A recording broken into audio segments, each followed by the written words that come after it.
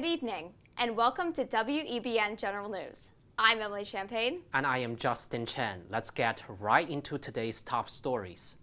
3 U.S. Army soldiers were killed and over 30 service members were wounded last night in a drone attack in Jordan. The U.S. intelligence says that Iran proxies were behind the attack. This was the first time U.S. troops were killed in the Middle East since the start of Israel and Hamas war. President Biden said on Sunday that the nation will respond to the attack. Newton schools are closed for the 7th day today. Teachers are still on strike after negotiations fell through over the weekend. The teachers' union is facing even higher fines, reaching almost $500,000. The union held a rally this afternoon at City Hall. Massachusetts lawmaker met with staffs from Stewart Healthcare on Friday. The company is planning to shut 8 of their hospitals in Massachusetts. This comes as the company is facing rising financial problems. A report shows the Dallas-based company owes $15 million in unpaid rent.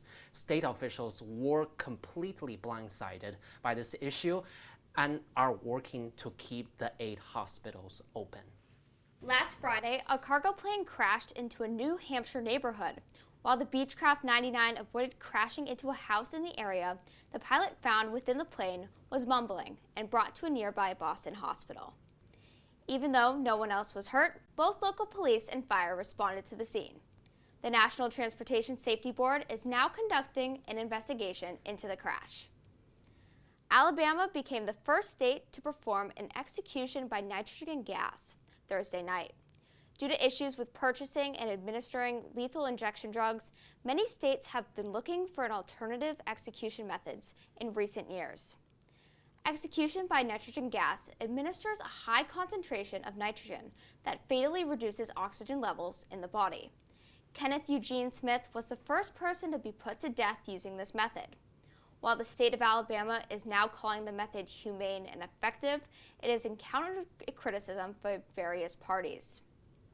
For more political stories, let's go to our correspondent, Meira Fiber-Munro, for more. Meira. Thank you, Justin. In an ongoing trial, former President Donald Trump walked out during closing arguments delivered by prosecutor Roberta Kaplan. Kaplan represents writer E. Jean Carroll in the case that will decide whether Trump owes Carroll an additional $24 million in damages after a jury concluded that he sexually abused her in 1996. The Republican National Committee has withdrawn their resolution to declare Donald Trump as the Republican Party's presumptive 2024 nominee. Trump has the support of 32 delegates compared to Nikki Haley's 17, with 1 left to be assigned. Trump stated that those who make financial contributions to Haley's campaign from this moment forth will be permanently barred from the MAGA campaign.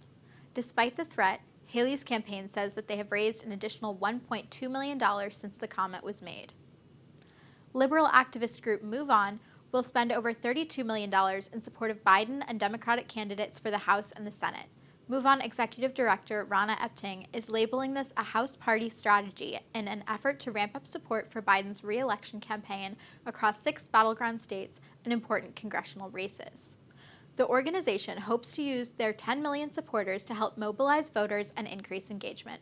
That's all I have for politics. Back to the desk. Thank you, Meira. We are going to take a short break, but stay tuned for more information on the local weather.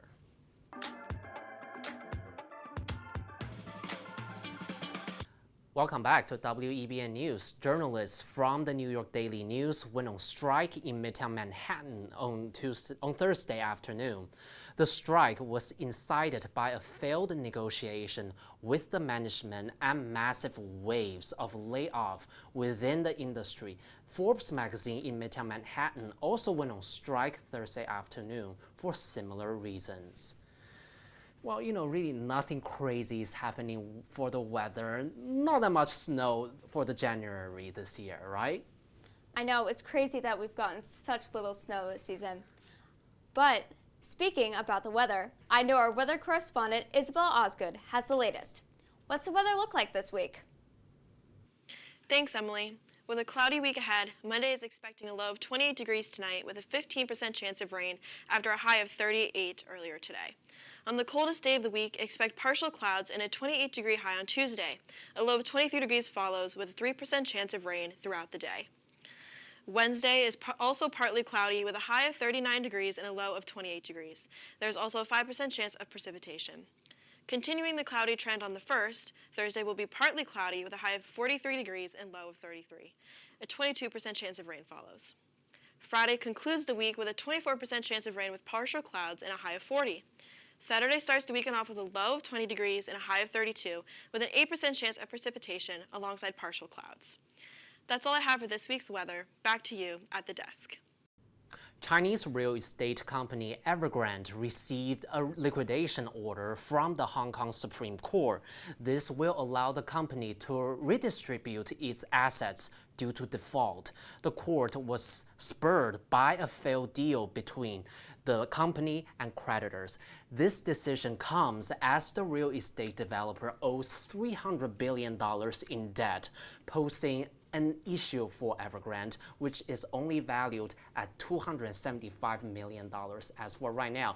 Evergrande alongside Country Garden are the latest real estate companies that went in default in China as demand for the Chinese real estate markets plunge.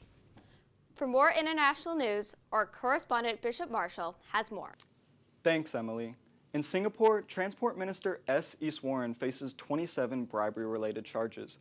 The report, filed by the country's anti-corruption agency, stains Singapore's long-held reputation for having a cleaner government than most countries. Singapore ranks 5th in transparency according to the annual Corruption Percentage Index. Citizens were shocked to learn that Iswaran had been accepting bribes from a local real estate investor who had been heavily involved in bringing the Formula One Grand Prix to Singapore. In a resignation letter to the Prime Minister's office, Iswaran maintained his innocence but said he must leave office to focus on clearing his name. The news comes at a sensitive time as Singapore will host its first general election in nearly 20 years for a new Prime Minister. Ukrainian President Volodymyr Zelensky pleads at the World Economic Forum for more resources during the country's stalemate with Russia. Western allies responded reluctantly to the demands due to the Israel-Palestine conflict and other related tensions in the Middle East, as well as a handful of consequential elections on the horizon in 2024. Zelensky asked the economic leaders to help fund a counteroffensive against Russia last January with a success. This year, despite the setback, Zelensky continues to stress the potential dangers of Ukraine's lack of ability to defend itself. Tuesday, United States and Chinese officials will meet in Beijing, marking the beginning of formal discussions aiming to constrain the fentanyl trafficking from Chinese chemical factories to the United States. The meeting is another step in progressing relations between the two nations since President Xi and Joe Biden met in San Francisco last November. The U.S. will send a cohort of delegates with representatives from the U.S. Drug Enforcement Administration and Justice, Homeland Security, State, and Treasury departments. While Chinese officials are being cooperative, Yu Haibin, a top Chinese narcotics official, echoed a long-argued perspective of the Chinese state, saying, "The crisis in the U.S. is not manufactured by China. Rather, its roots lie within the United States itself." That's all for international news. Back to you at the desk. A familiar face is returning to the Boston Celtics for the 2024 NBA All-Star Game. For more on sports, we have Rylie Burns. Rylie? Thanks, Justin. Jason Tatum will represent the Boston Celtics for a 5th time in the 2024 NBA All-Star Game. Tatum was named as a starter for the game, which will take place on Sunday, February 18th in Indiana. Last year, Tatum earned All-Star MVP honors with a 55-point performance.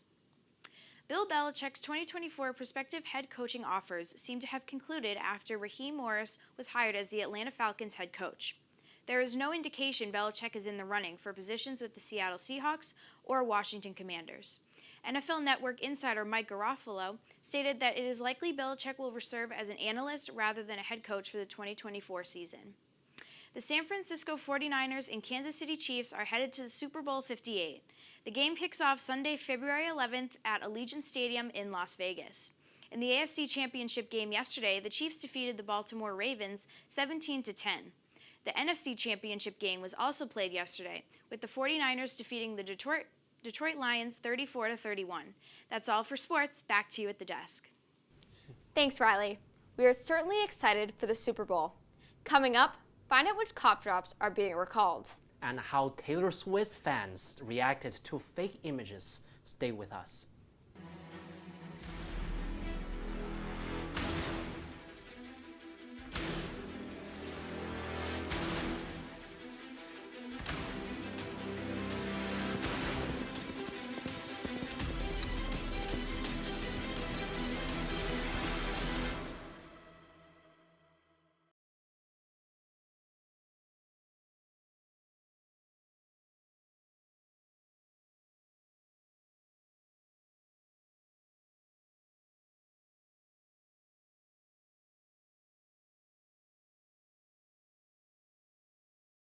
Welcome back to WEBN. Cough drops Robitussin Honey CF Max Day Adult and Robitussin CF Max Night Adult are now being recalled by the pharmaceutical company Haleon.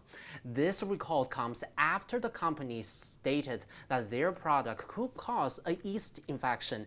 If you are showing any symptoms of a yeast infection after taking the Robitussin, please contact your health providers.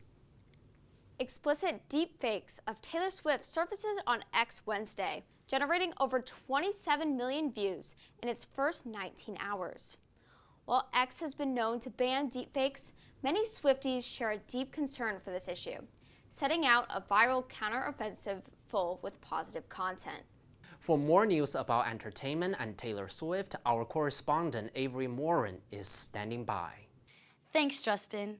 February 4th marks a big day for major female artists, including SZA, Taylor Swift, Phoebe Bridgers, and Olivia Rodrigo as they top the list before the Grammy Awards.